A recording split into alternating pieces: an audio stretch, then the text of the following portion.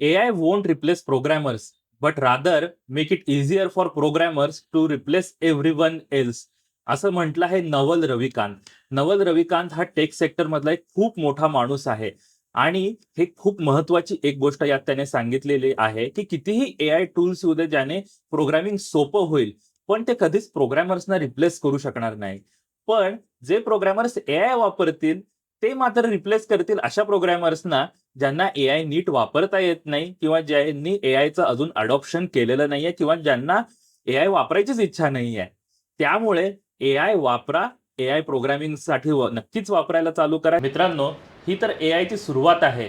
तुम्हाला अजून AI tools आणि एआय इफेक्टिव्हली कसं वापरायचं हे जर शिकायचं असेल, तर आपल्या वर्कशॉपला तुम्ही जरूर या. वर्कशॉपचे डिटेल्स क्यूआर कोड स्कॅन करून मिळतील किंवा बायोमधल्या आणि कॅप्शनमधल्या लिंकला क्लिक करून सुद्धा तुम्हाला डिटेल्स मिळतील.